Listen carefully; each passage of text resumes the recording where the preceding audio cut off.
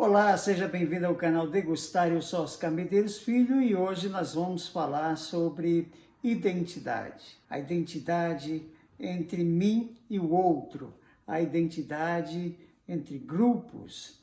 É uma forma de fronteira também. Na realidade, nós podemos falar de várias identidades em relação ao lugar, né?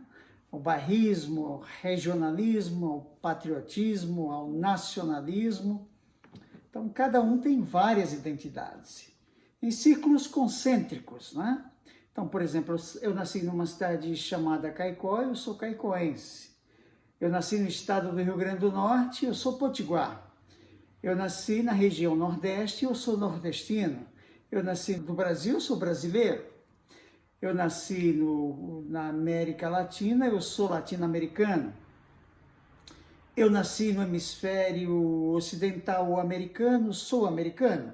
Bom, aí começa uma questão de fronteira. Sou ou não sou americano, né? Aí começam aquelas fronteiras ideológicas da composição da própria identidade.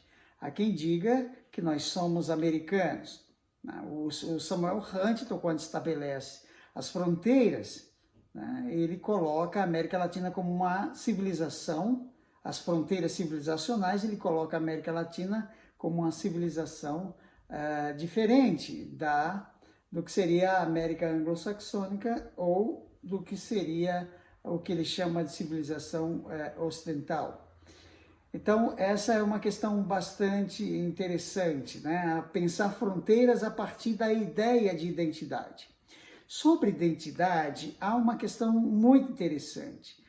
A identidade é um fenômeno opositivo, necessariamente opositivo.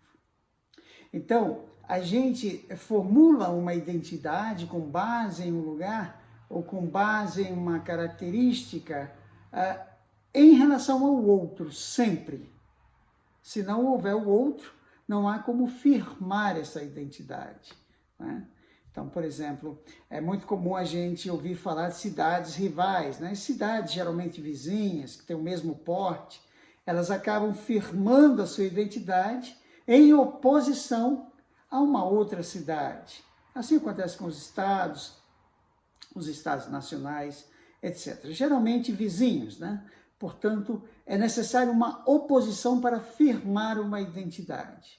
Talvez por isso não tenhamos até hoje uma identidade planetária. Nós não somos terráqueos, né?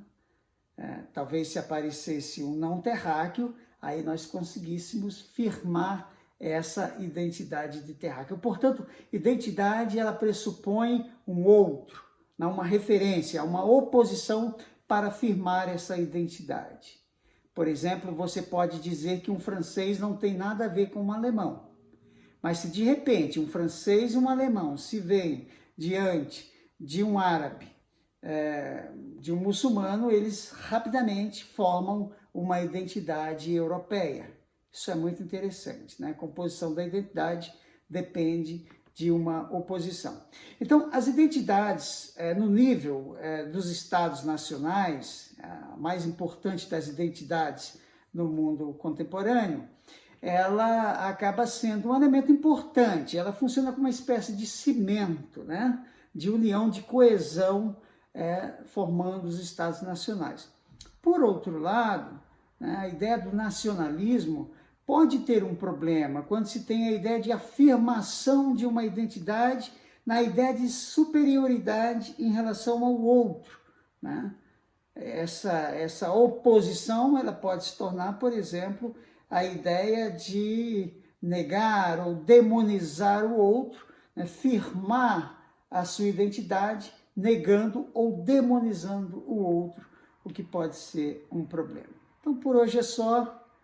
Nos encontramos no próximo vídeo, ainda falando de fronteiras. Até lá!